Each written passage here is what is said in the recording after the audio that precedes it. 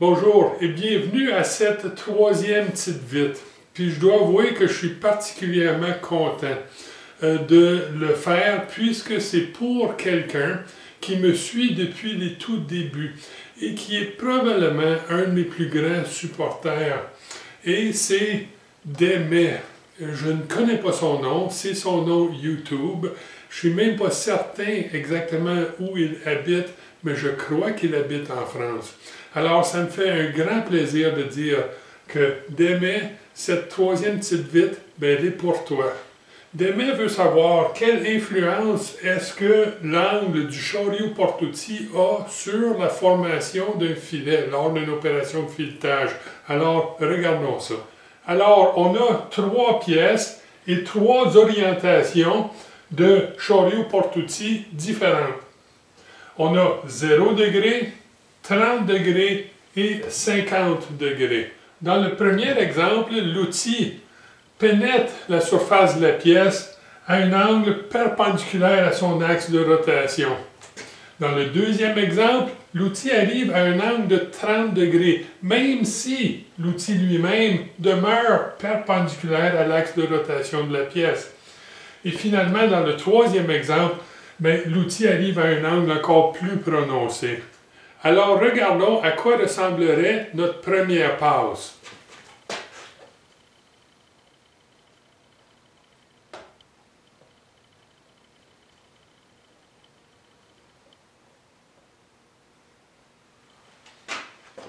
Bon, ce qu'on imagine ici, c'est que les marques que j'ai produites sont la représentation de l'outil qui vient de couper cette surface-là. Ce qu'on remarque ici, pour la première passe, c'est que les rainures que j'ai produites sont identiques dans les trois exemples. Parce que dans la première passe, peu importe l'angle du Chariot-Portouty, les rainures vont être pareilles. Là, j'avouerai que mes dessins ne sont pas très bons, mais on va accepter qu'ils sont identiques. C'est bon? Alors, si on prenait une deuxième passe en avançant l'outil à l'aide du Chariot-Portouty, à quoi ressembleraient ces rainures? On va regarder ça. Je vais le dessiner, puis ensuite je vais revenir l'expliquer. Alors, j'ai dessiné en rouge la deuxième passe. Et si on observe, on peut voir que lorsque je plonge de façon perpendiculaire dans la pièce ou à 0 degré, je vois que je progresse de façon égale de chaque côté et j'approfondis la rainure en coupant sur les deux côtés de l'outil. Donc, la nouvelle rainure est directement par-dessus l'ancienne rainure. Dans l'exemple d'une plongée à 30 degrés, je vois que je ne fais qu'élargir la rainure existante. J'ai encore une forme de filet à 60 degrés, donc pas de déformation du 60 degrés, mais que je n'ai coupé que principalement, et j'exagère les profondeurs ici évidemment, que j'ai principalement coupé sur la face d'attaque avant de cet outil-là et pas réellement sur la face secondaire ou arrière de l'outil. Ceci réduit la surface de contact entre l'outil et la pièce et donc est une façon plus appropriée pour couper des matières plus récalcitrantes ou difficiles à couper. Dans le troisième exemple, là j'ai un problème. J'ai dépassé l'angle de l'outil à 30 degrés par côté, donc 60 degrés total, puis je suis maintenant à 50 degrés. Et ça va produire une rainure qui est difforme. La face d'attaque de l'outil, puisque l'outil est perpendiculaire à la pièce, mais continue à produire un flanc d'attaque de 30 degrés, donc en forme parfaite, mais le côté arrière du filet commence à avoir une forme en escalier et ne pourra jamais former une surface unie. Donc ceci est problématique et à être évité à tout prix. Je vais maintenant dessiner la troisième passe et on va regarder à quoi ça ressemble. Bon, j'ai dessiné la troisième passe en vert et j'obtiens quelque chose qui ressemble à une canne de Noël. Si on regarde le premier exemple, on voit que c'est semblable à ce qui se passait jusqu'à date. L'outil progresse rectilignement dans la pièce et continue à former sa rainure. je remarque que les crêtes sont formées, fait que j'arrête ça à 3 passes, quoique ça prenne normalement beaucoup plus que ça pour compléter un filet. Je remarque que j'ai coupé tout le temps sur les deux surfaces de coupe de l'outil, et ça veut dire un maximum de pression de coupe. Donc, probablement pas la meilleure technique pour le taillage des filets dans une matière récalcitrante ou difficile à couper.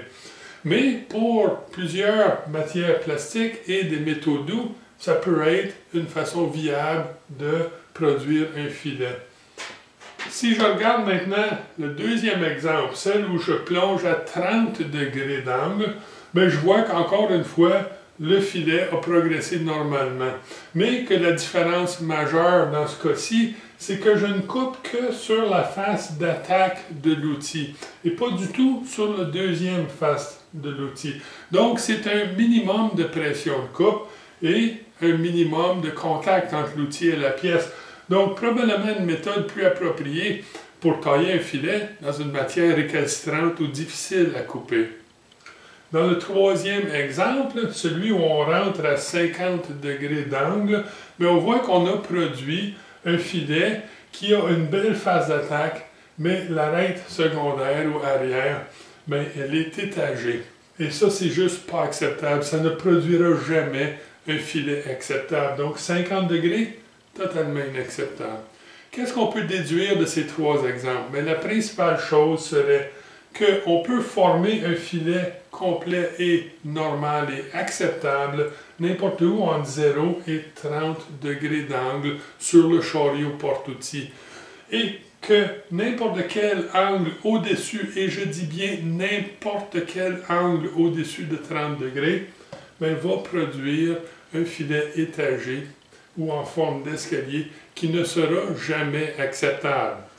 Et c'est de là que vient le fameux 29 degrés. Je suggère 29 degrés lorsque j'enseigne le filetage, principalement parce qu'on veut s'assurer de ne pas dépasser 30. Si je dépasse 30, je vais avoir un filet étagé et déformé. Donc, je suggère 29 comme mesure de sécurité. Mais ça, ce n'est pas la seule question que Demet pose. Fait qu'il y a une deuxième petite vitre dans cette troisième petite vitre. Donc, on pourrait peut-être dire petite vitre 3.5. Et sa deuxième question est, comment est-ce que l'angle du chariot porte-outil affecte le déplacement de l'outil lors du tournage ou du surfaçage de précision? Donc, j'ai deux exemples ici. Premier exemple, j'ai un chariot porte-outils désaxé par 30 degrés par rapport à l'axe transversal. Et dans mon deuxième exemple, j'ai encore un chariot porte-outils désaxé par 30 degrés, mais dans ce cas-ci, par rapport à mon axe longitudinal. Comment est-ce que ce désaxement-là peut affecter la précision de mon opération?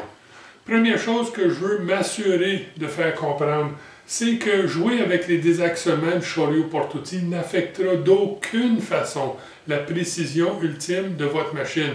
Votre machine est aussi précise qu'elle l'est, et c'est tout.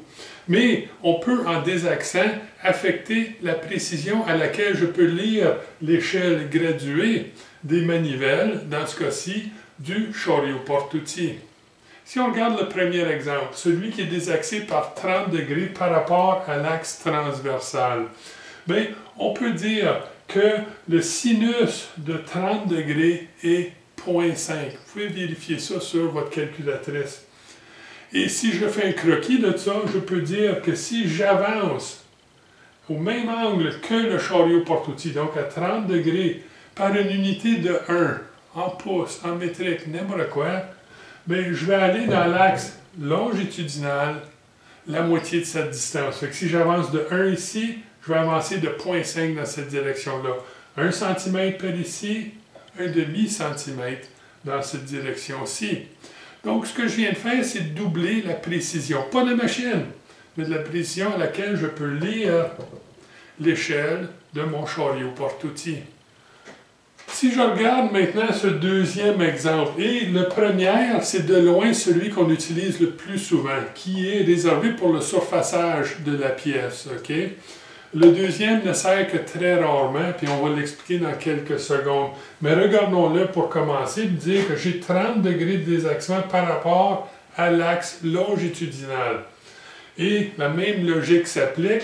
Si j'avance par une unité de 1 ou 1 cm, admettons ici, je vais avancer vers ma pièce en même temps par la moitié de ça, qui est 0,5 cm. Et encore une fois, je viens de doubler la précision de l'échelle lisible de mon chariot porte-outils.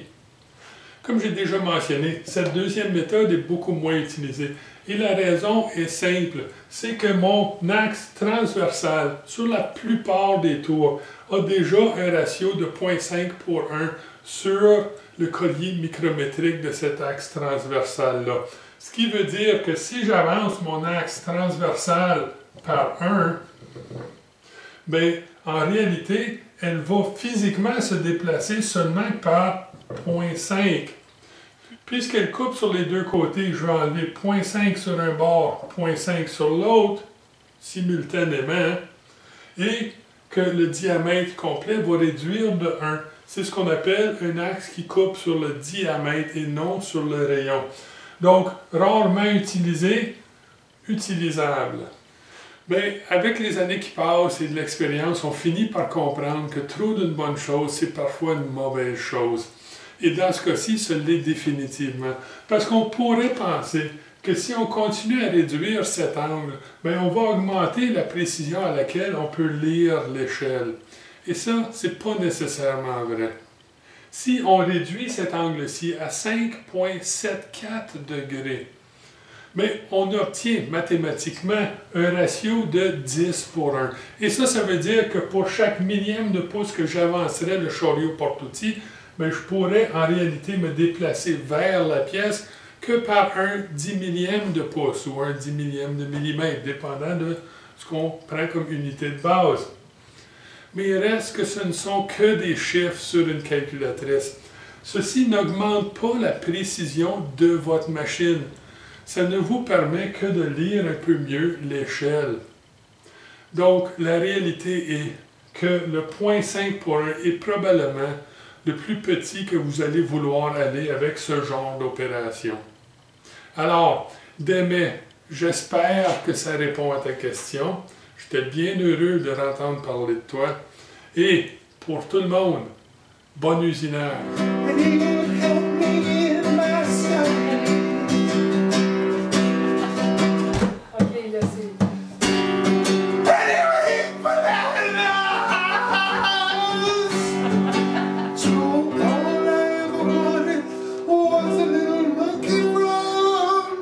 You